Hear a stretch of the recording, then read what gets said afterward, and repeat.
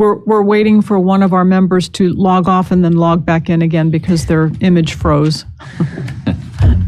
No worries. Technology is great when it works, and I'm sure that we're all experiencing the joys and trials and tribulations of this environment, technology that we have to face every day now. Yeah. We're live. No worries. Getting feedback from somewhere. Okay.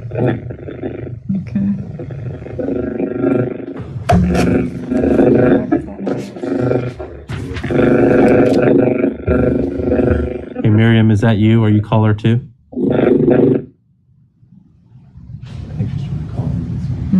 Okay. The flutter went away. Yeah. He's the right person. He's the IT guy. Yeah. Well, absolutely. He worked for HP or HP.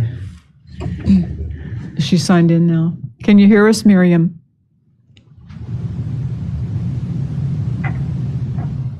Miriam?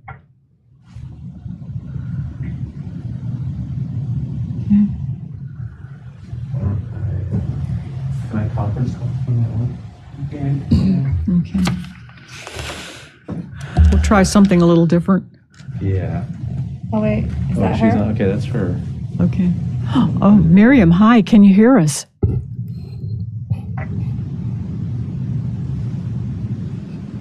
Can you hear me, Miriam? Okay, I can see your lips move. I think. I hear you. Okay. Can you hear me? Thank you. Yes. Okay. Super. Yes. Okay, we'll go ahead and get started. Welcome, Mr. Buttress. Thank you so much for making application for the EDA. We'll do as many rounds of questions as we can, but first we'd like to start off with you making an opening statement. Tell us whatever you'd like us to know about yourself. It's sort of like an icebreaker. So you have the floor. Sure. It's not every day that you hear the words opening statement and icebreaker in the same sentence, so I will do my best. So let me tell you the important things. I've been a resident of Manassas Park since 2008, so I've been living here for the better part of over 12 years. So I didn't just move in last week and think I could run the place, but now I've actually been here a while, and there's a reason why we've stayed for 12 years. My family and I, my wife Daisy of 18 years, and my children, Ava and Sophia, Ava 14 and Sophia 12, have thoroughly enjoyed living in Manassas Park. During the day, I guess my official title is I'm a senior manager or principal with a company called Noblest. And Noblest is a technical research and development company that does technical R&D for the government and also provides direct mission support. So we actually sit with our clients. Many of you are probably familiar with this model, and we actually help them deliver on their missions. That's what I do during the day, and functionally, what I do is a variety of things. I'm a bit of a Swiss Army knife, if you will, humanly speaking. So I'm a generalist. So I figure out what the situation needs, and I fill in whatever that situation needs. So I find myself in finance or instructional design or project management or program management, depends on the day, but that ability is my key ability is the ability to be able to kind of move into any situation, figure out what it needs, and become what it needs.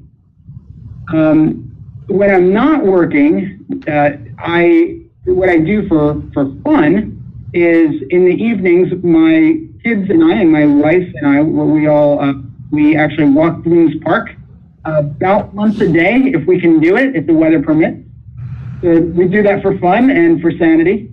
When not in COVID times, we'll actually go hiking and actually do quite a bit of overseas. One of the things that I also do on the side that's also fun for me is I host a podcast, and it's called the Lifeworks Podcast, which is it's basically a platform that I started as an experiment about a year ago, where I was just kind of, I've been working for an embarrassingly long time, as you can probably tell from my resume. And so I felt like I'd learned a lot and seen some things. And I said, well, let me put this somewhere. So I just parked it on a website, and then and I started recording it because I said, I just want to see if I can do it. I'm a bit of an experimenter. So I started, recording, podcast episodes, but without any intention of actually releasing them to the public. But then something happened in around February, March of this year that kind of changed everybody's world.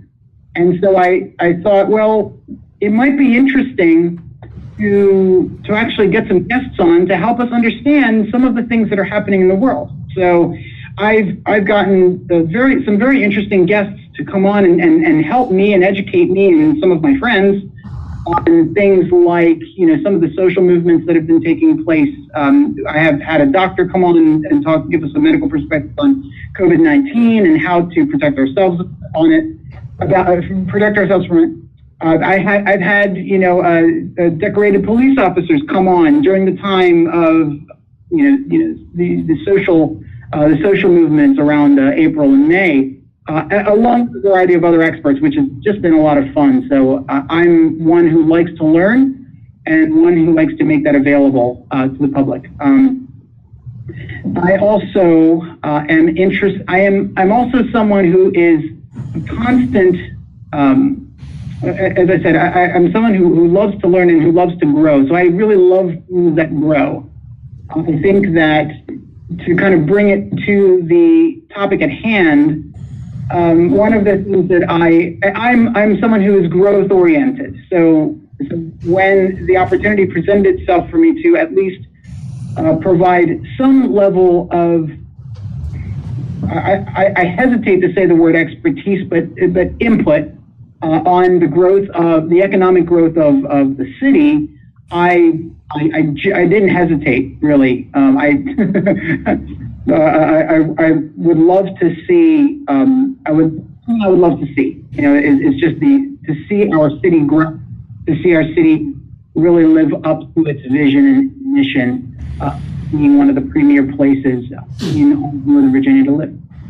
That's a little bit in a nutshell about me. I hope that's helpful as an opening statement and as an icebreaker. Yeah, thank you. Thanks very much. We'll start with the folks at home. Councilmember Machado. I think she's frozen again. Thank you so much for applying and your enthusiasm to be involved with the city. What do you know about the city's current strategy pertaining to the economic development happening right now in Manassas Park? I'm somewhat familiar with it. I actually did have an opportunity to read the materials that were made publicly available, and I did participate in one of the town halls that happened. Goodness, was it last year maybe? I can't remember. Maybe it was late last year. So it's something I've been following. Do you have a follow-up, Miriam? I am familiar with what the city is at least envisioning, and the downtown plan and things like that, and the potential benefits to the city. Basically, so I don't even tell you the plans. You know the plans already. But yes, I'm familiar with what some of the proposed plans are. Did that answer your question, Mrs. Machado? Yes. What can we do better with that plan? Do you agree with these efforts? I did in concept. Yes. I think that what can we do better with the plan? That's a very good question. I think that I'd have to think about it, to be honest. Ms. Machado, I don't know. As I thought about it, I liked the initial concept, and there wasn't anything improvement related that I had I didn't have any improvements in mind at the time. So it's something I would have to think about and get back to you. Okay. Thank you. So, but it sounded good in concept. I think that if I may just provide some initial feedback, the idea of bringing in an anchor, like an anchor store or an anchor, a place where people can gather, I think is actually very smart. Having multiples of those, I think, is even better. Things that people, and I think also that one of the things that I liked about the plan was that it included a good amount of parking, which I think is currently lacking in the current downtown. But I think that it addresses some of the major needs, and the fact that the city can get a library out of it, I think, is also good. But as I think of anything that I would want to improve, I'll think about it and get back to you. I don't have an answer right now. Thank you. Thank you. Councilmember Sendejas. Yes, thank you for interviewing with us.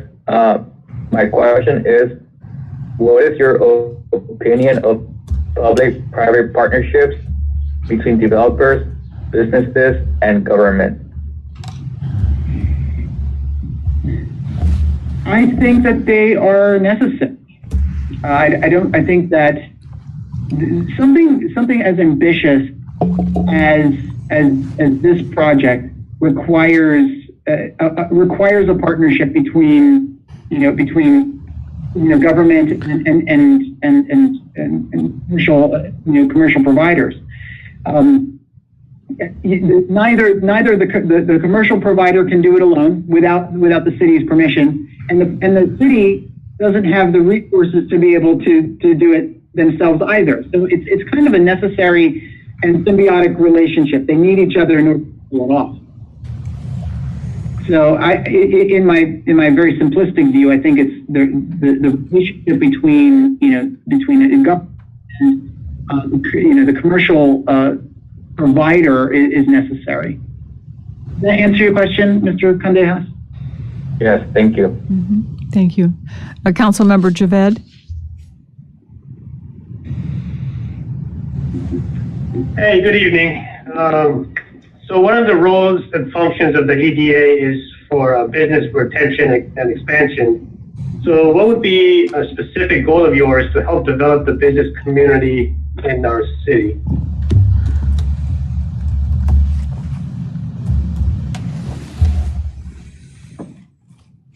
I think if need be, one of the things that, let me try to answer your question as succinctly as I can. I think that one of the areas where I could help is in terms of outreach, the business outreach. Like if we were looking at targeting specific type of business, or we had one in mind and needed someone to do that kind of outreach. That's something that I would have a lot of comfort with in terms of doing. I would say one of the goals that I would like to see is to have a variety of attractive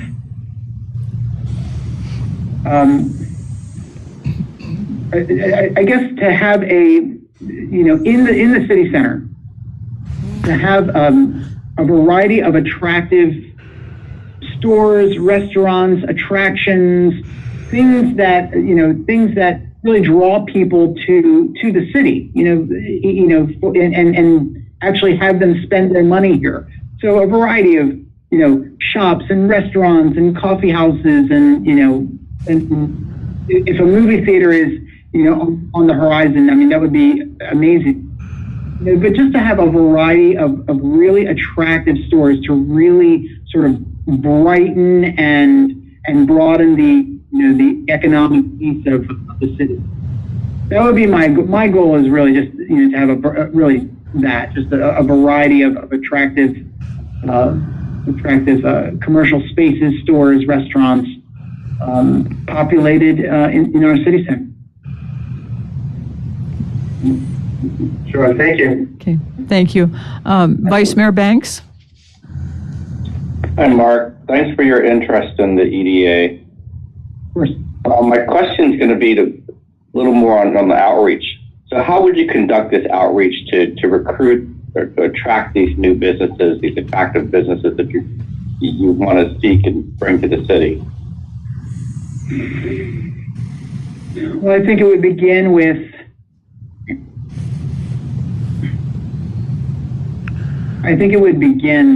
perhaps one of the earliest steps would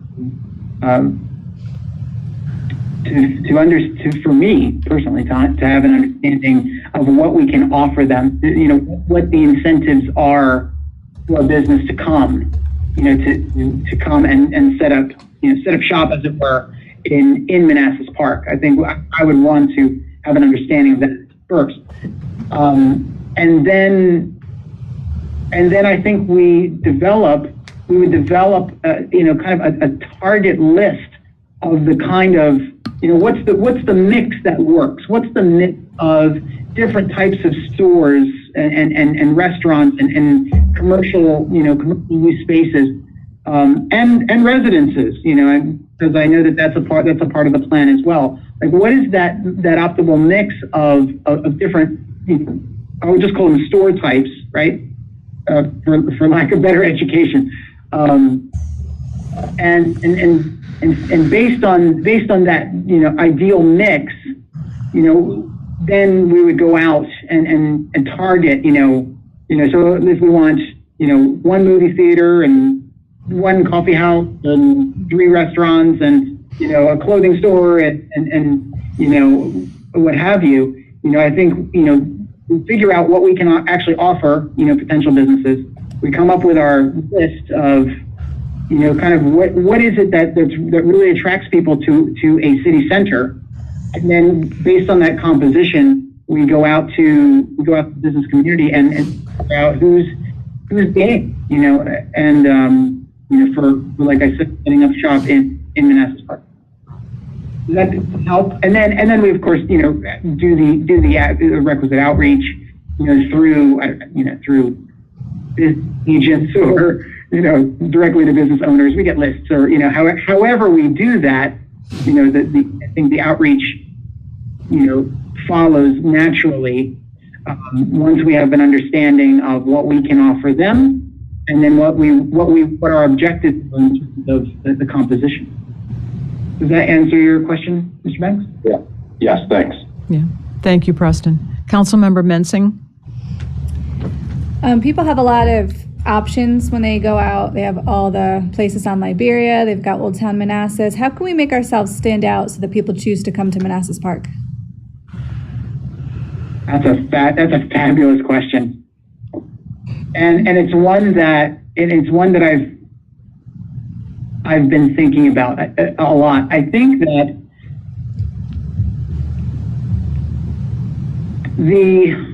whatever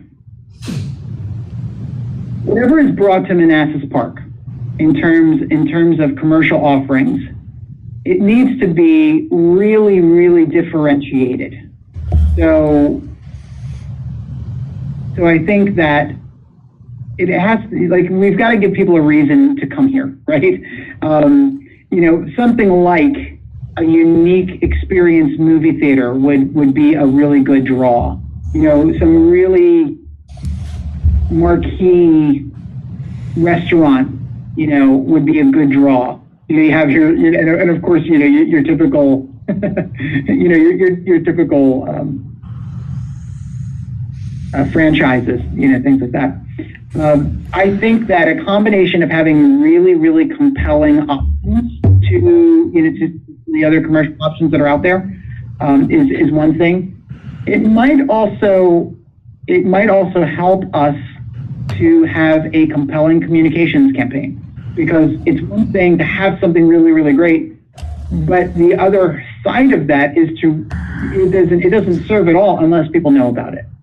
So one of the things that I could offer is at least the approach to to that communications plan. So I think that, you know, and that could be either done internally, or possibly, you know, hiring like a PR firm, you know, that does this. You know, and again, it's just a suggestion, but typically firms like that have all the resources and the ability to generate interest. So, I have some ideas about, you know, some at least maybe one agency that might be good for that. But I think a combination of a compelling alternative to what's available out there, and a really compelling communication outreach PR campaign, I think is probably the 1-2 punch, I think. Great, thank you. Thank you. What are your thoughts? How important do you think marketing and branding is, and what are your thoughts in general? And if you have any insights as to what our branding should be. I mean, if you don't have an answer to that last one, that's okay. Yeah, that's an awesome question. I think that. Yeah, I definitely need to think about the last one for sure. But I think that everything that you do, and I'm just speaking generally, I'm not just about this, but just everything that one does is a reflection of their brand. And so I would say that anything that is intentional, that is a concerted effort to create a brand around the city, and even around the city center, you know, as a centerpiece, with the city being, you know, kind of secondary to that, or vice versa. I think that any branding effort, I think, is worthwhile, because it's all part of the perception that's created around the city, and what ultimately, you know, will attract people. So yeah, I would definitely need to think about, you know, like what that brand would look like and things like that. But yes, I would definitely be in favor. I think it's absolutely a great idea. Thank you. Councilmember Shoemaker? I'm interested beyond city center, beyond our downtown development. You know, there are other parts of the city that need attention. There are residents who remind us that we put a lot of time and effort right now into downtown development, and they feel like other parts of the city have been ignored in terms of development and attention. So in your posts in the EDA, what are your thoughts about using your authority to develop and most likely redevelop other sites into more modern and more you know, economically viable zones, you know, beyond just downtown? Yeah, I think that would be something I would be in favor of, certainly, because I think that the city has a lot of potential if planned and executed well. I do think that there are a lot of parts of the city that so starting with the way I might approach it is I would probably start with the city center and then kind of build out from there. But I think that would and could follow naturally. And I think it's necessary, actually, Mr. Shoemaker. I think that it is necessary to develop other parts of the city, you know, for enhanced economic development and you know, greater potential, of making sites more attractive, making them more, as you said, economically viable, more viable than they are. I would definitely be in favor of that. Okay.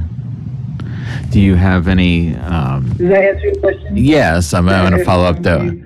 Yeah, absolutely. I was going to say, do you have any thoughts about industries or businesses or plans like that would follow under your philosophy of enhancing what we already have? I mean, would you? I don't have any thoughts immediately on what industries would replace what's already there. So no, it would be something I would need to think about. Okay. And get back to. Yeah, we hear, our strategy is, kind of what you're buying into being on the EDA is that we're going to be going after more local shops, smaller businesses, mom and pop.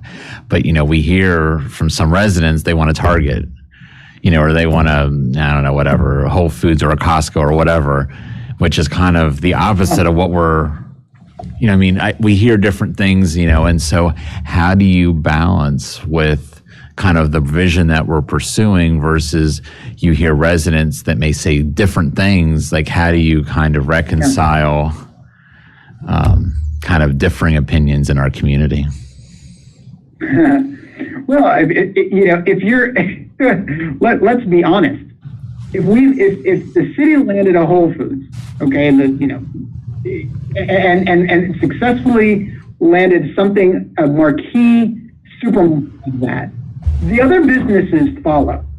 It happens. So if you look at Wegmans in Lake Manassas on 28, that's exactly what happened.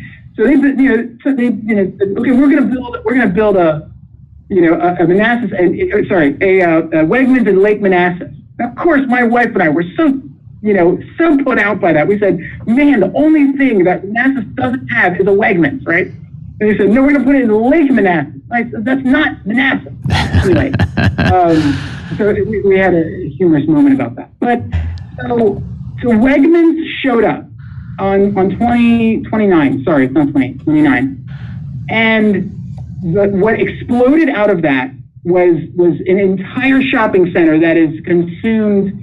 I don't know how many square blocks, but you plant something like that. If we were able to get something like that, a marquee store like that, people will come. They will come for a Wegmans. I'll tell you that. They will come for a Whole Foods. The nearest Whole Foods is 25 minutes away. Mm-hmm. So how do we balance that? Maybe that becomes another center, right? Like, so you have the city center. I don't know that it's feasible to put a marquee. I don't know. Maybe you can. Maybe one can. Maybe a Target or something. But maybe in some of the industrial area, maybe if it's possible, it becomes another centerpiece. But something like that draws people, and people will come and people will travel. The nearest real kind of healthy, food alternative is no less than 25 minutes away, and people are convenience oriented. So, so it maybe something like that becomes another center, right? But just it's centered somewhere else. Right. If you're asking me if I would support a Whole Foods, absolutely, 101%. But how do we balance that? That I think is, that's a much longer conversation, of priorities and opportunities and that. So, right. Thank you. Okay. I hope that's helpful. Mm-hmm. You done, Donald? Mm-hmm. Okay. Yeah. Thank you. Thank you. Let's do another round. Councilmember Machado. Yes, Mr. Botros, what do you think having the City Hall, a new library mixed with a retail will to be part of this new downtown? What do you think? That's a good question. It's a good question, and I'll speak plainly. I think that my family and I homeschool our children, so we live at the library. So for us, having a local library is huge. It's really like we literally live at the library. My wife was there today doing a curbside pickup. For us, I think that's a real draw, right? Having the city hall and the library there in the same space.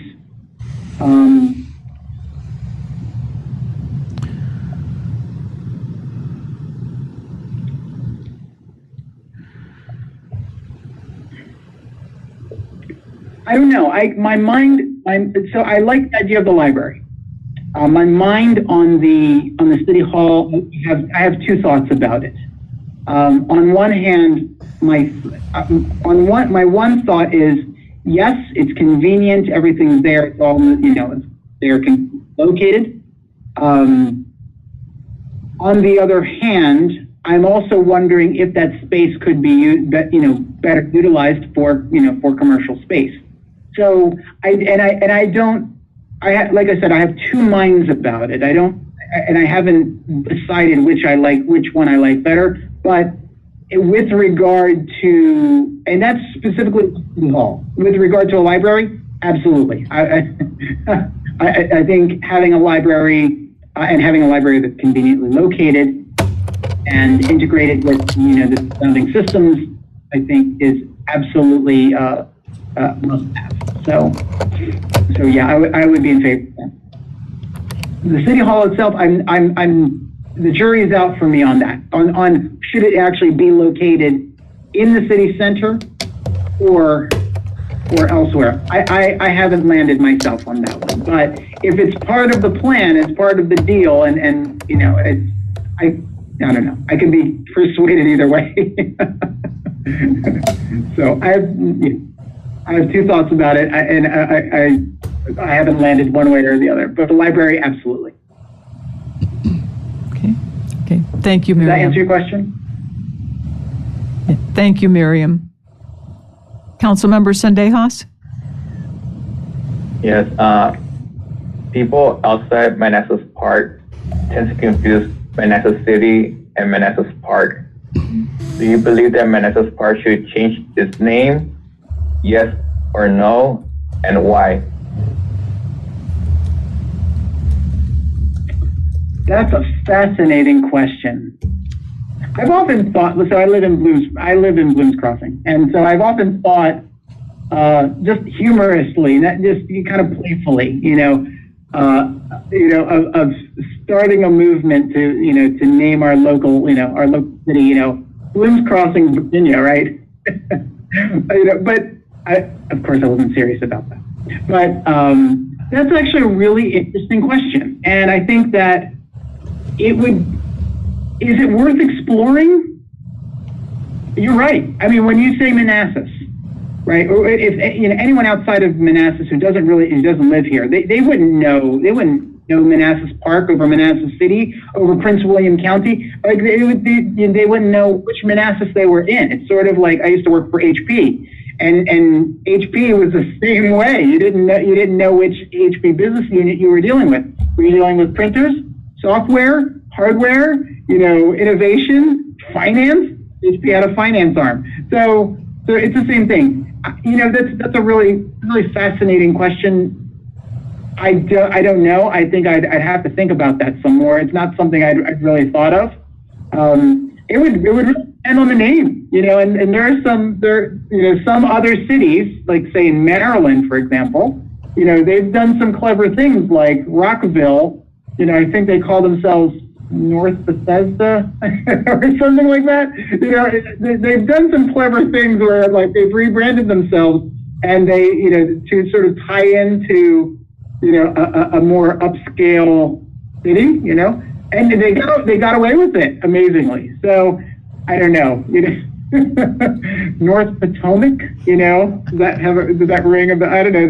Does that help? But I don't know. I think I like the idea.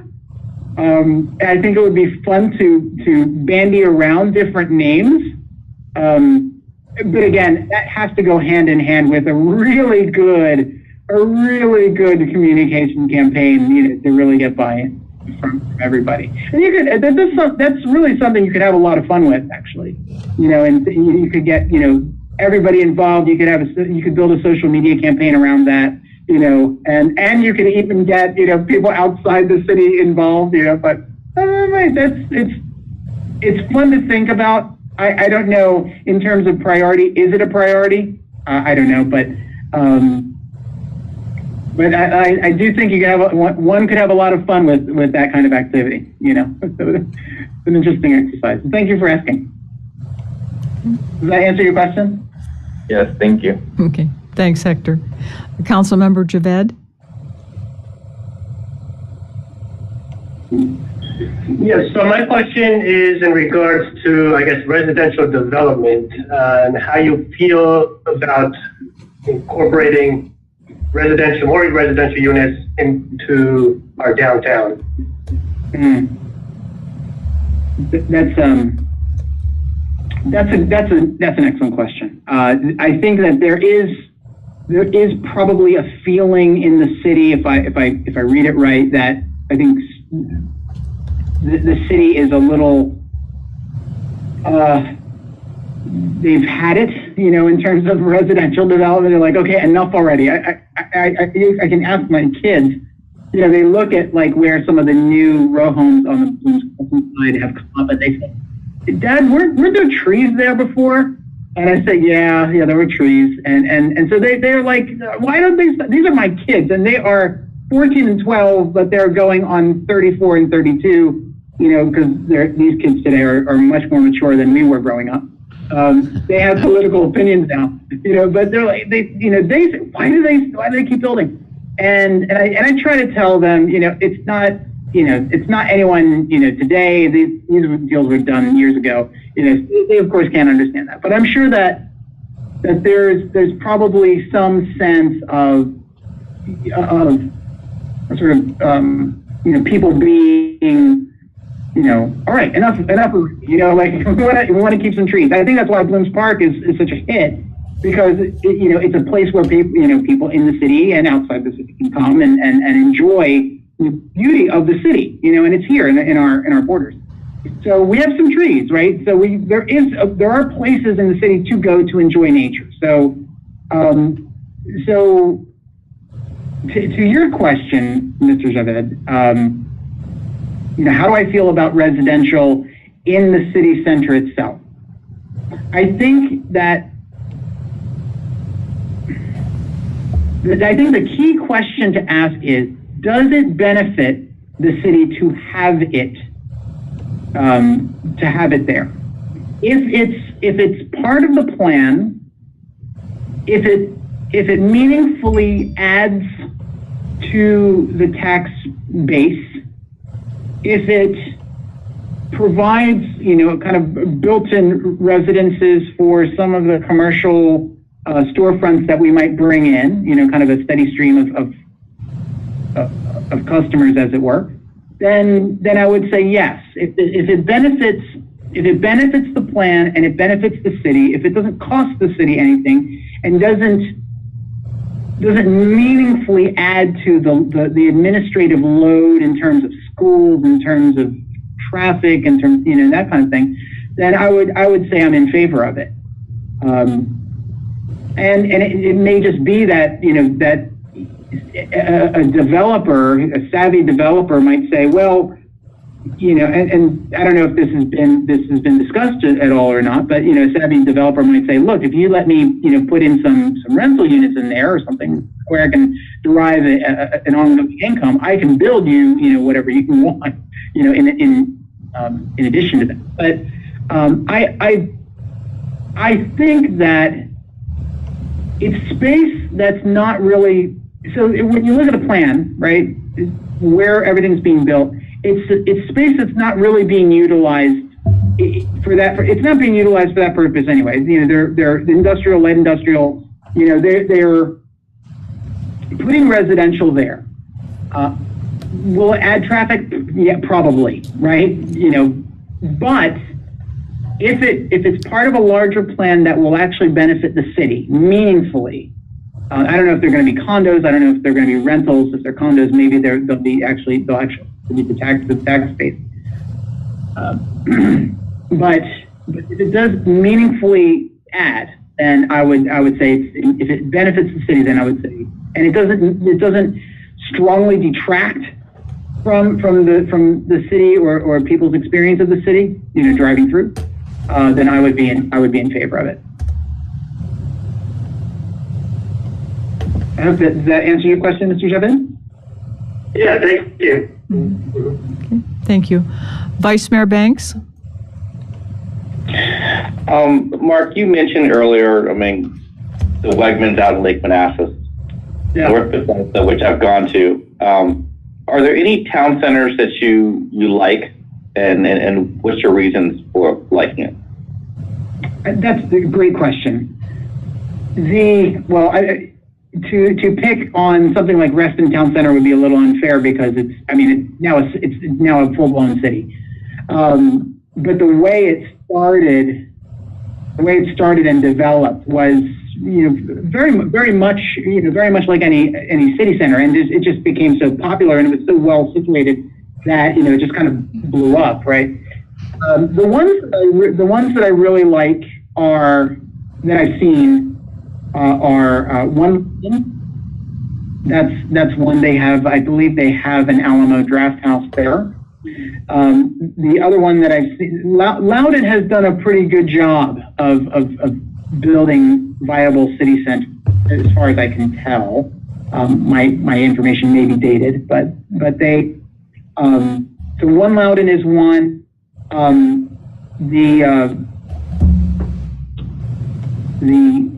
I think it was the area in Potomac area in the newer Potomac area in Woodbridge, around Woodbridge. I think they have an REI there. There's a city center there. I think, and if I'm not mistaken, I think the Wegmans is also there, right?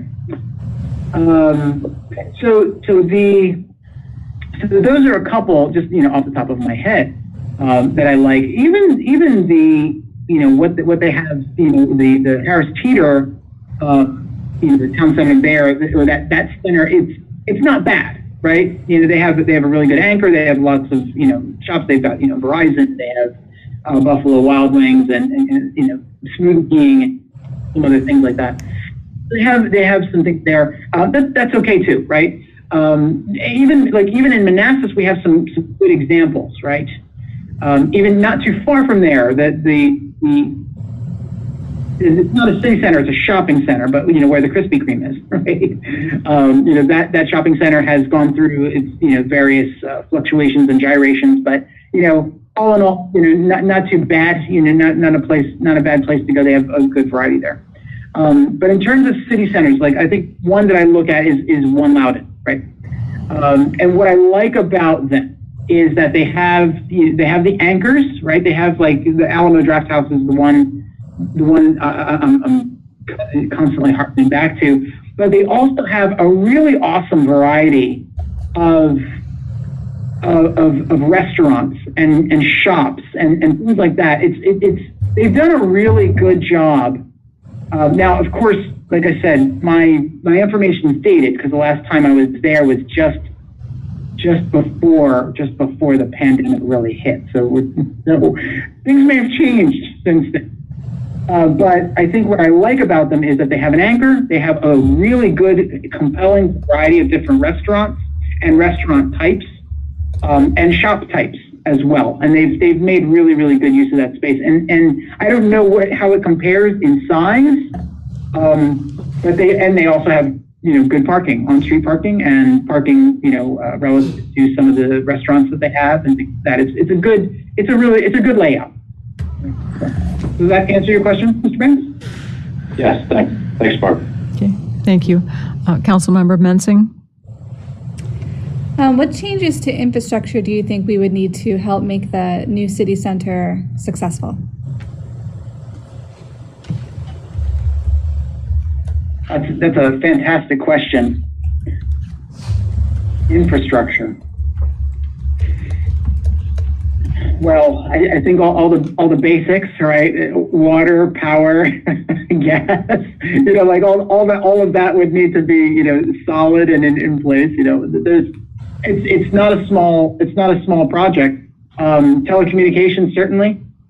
Wi-Fi, having kind of, I would say probably free Wi-Fi throughout the whole place, I think would probably be a good draw, for a center like that.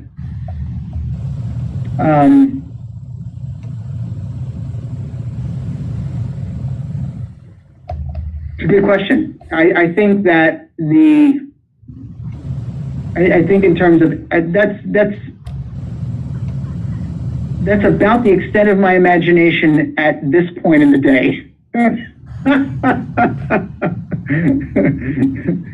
Thank you. So I hope that's helpful, Ms. Mensing. Okay, thank you. Thanks, Alana.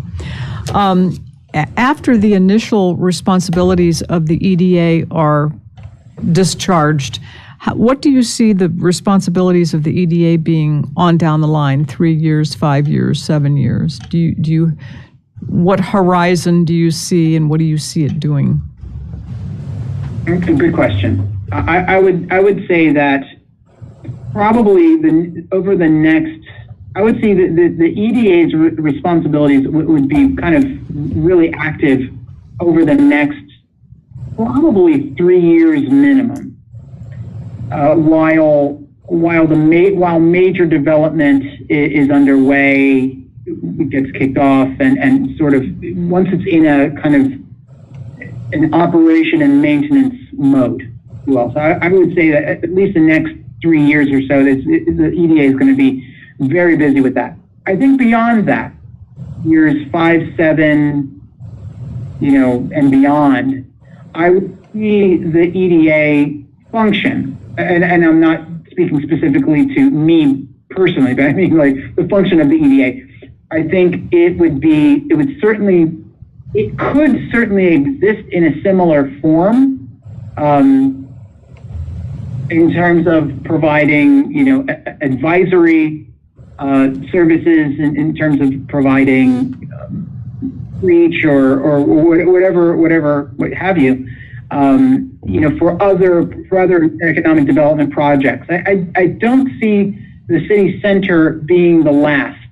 I think to Mr. Shoemaker's point earlier, I think that more of the city will want to be developed, right? I think that if provided that the city center is successful, more businesses are going to want to come and be a part of that. So because large, like good setups like that attract businesses. Why? Because businesses set up where people are, and so if people are somewhere, they want to be where people are. So I don't think it will end there. I think it will be the beginning of more economic development when it's successful.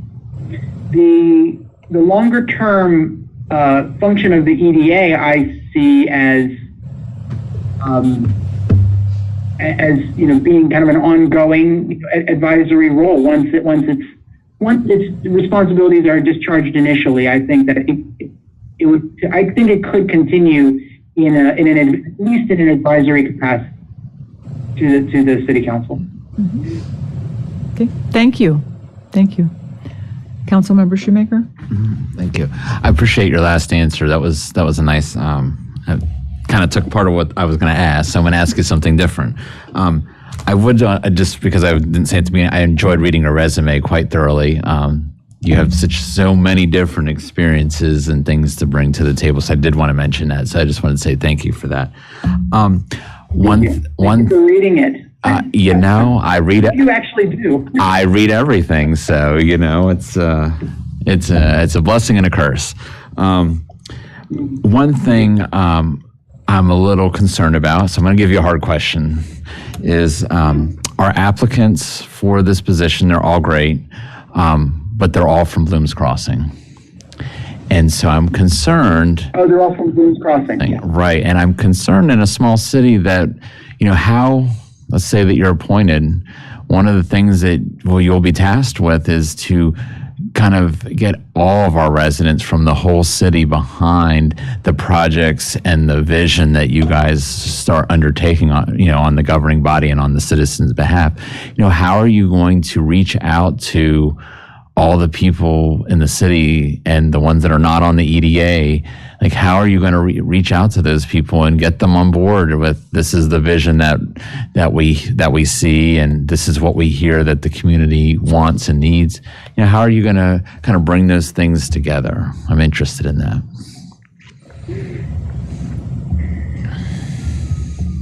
That is a good question. Well, yeah, that's.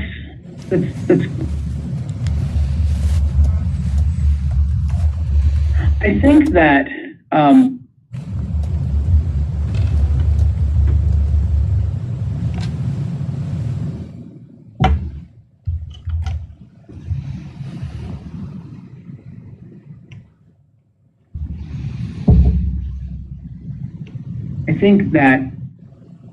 one of the things that I actually appreciate, just a resident, regardless of the side of the city that I live on, was in the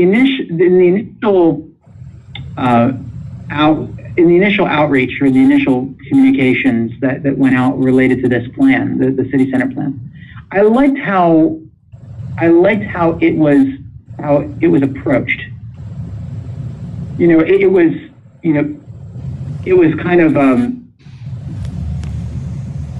the communication went across the entire city, and I think I would utilize probably similar channels and similar methods as was used in the introduction of this initial plan. Going out to all parts of the city, holding town halls, using email, using social media, to gauge interest. Trying to figure out. I think what I would do, the way I would approach it personally, is I would attempt, and I use the word attempt. I would attempt an audience analysis, right? I would want to really understand our audience on both sides of the of Manassas Park.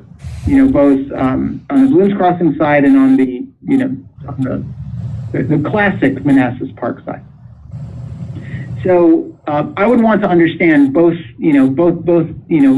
sets of residents, and really understand what their motivations are, what makes them tick. What they want for the city, what they see in terms of the priorities for the city. Now, I know we're talking about economic development, but I think I'm going a little higher level here. But that's what I would want to do. I think I would want to understand what they envision for the city, as a demographic, right? So taking that geography, what does that geography think of these plans? And what does this geography think of these plans? And how are they the same? And how are they different? Because I think you're absolutely right. That this is not. It's not the city of Blooms Crossing, right? Because if it were, then I would say, hey, let's just rename it Blooms Crossing, right, Mr. Candeja, right? So, but it's not. It's not the city of Blooms Crossing. It is Manassas Park, both sides.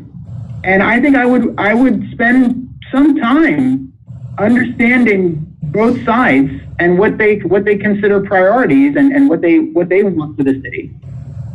Probably not unlike what you do as public servants. I think that's that's a lot of what you do in terms of having ears from both sides. I think it begins with that. I think it begins really understanding the city, the residents on both sides, and figuring out what they consider priorities, and then addressing them accordingly. And as part of that audience analysis, I would want to know, well, how do you communicate? Do you communicate by sign, by smoke signal, and then use the communication the communication channels as appropriate to each side of the city, right? So I don't know if that answered your question at all, but I think the way I would go about it is I would go back out to the people, start with them, understand how what they think is important, understand how they communicate, use the appropriate communication channels to best reach them.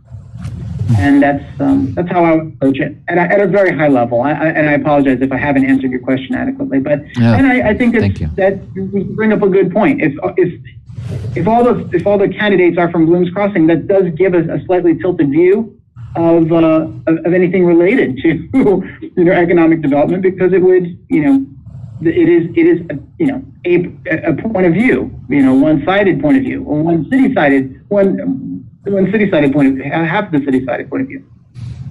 Does that answer your question, or? No. I didn't, but I apologize if I didn't. No, thank you. I appreciate it. Happy to answer any other hard follow-ups. Okay.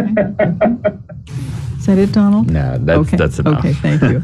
Mr. Botras, time for your closing statement. Whatever you would like us to know that you haven't already mentioned. Is there a question we've failed to ask you that you wish we would have?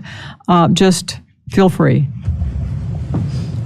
Thank you. I think that first, I just want to say thank you to all of you for what you do for the city. I think that it goes completely unrecognized.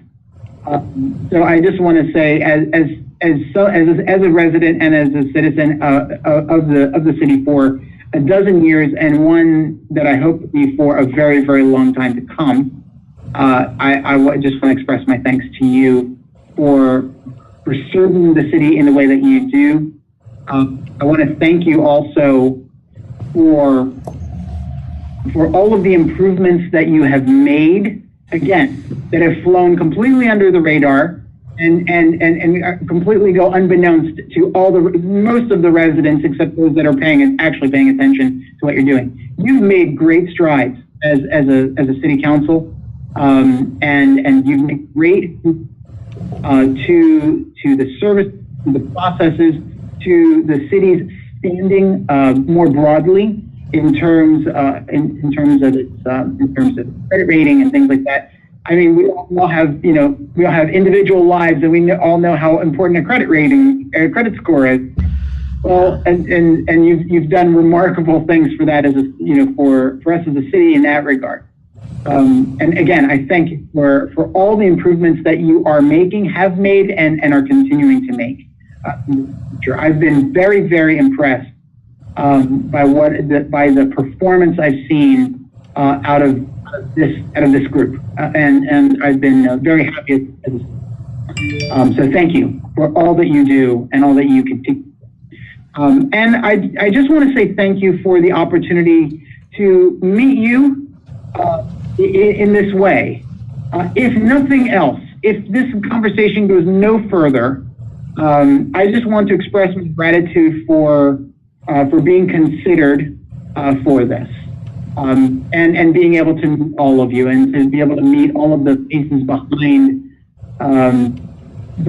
the functioning of our city. So thank you for the opportunity, and I will for all of your sake and for mine, I think I'll leave it there for this evening. Well, thank you very much. Thank you for the kind sentiments. We really appreciate that. Again, thank you for making application, and we wish you a great rest of the evening. And you're probably tired. You as well. You as well. Thank you so much. It's been fun. Okay, take care and good night. Good night to you all. Thank you. That concludes the meeting. Do we have a motion to adjourn? So moved. Second. All in favor? Aye.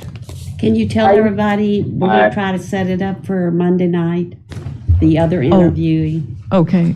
7 o'clock on Monday night. We have to get with him, but. Okay. Lena said she would try to set up the next interview, the one that we did not have this evening. She would try to set it up for Monday evening at 7. Okay. Okay. Thanks, guys. And I think okay, motion second, we voted, right? Okay. So you want to stay by yourself? No, okay. We did vote, right? Yes. Okay. We're adjourned. Thank you. Thanks, everyone.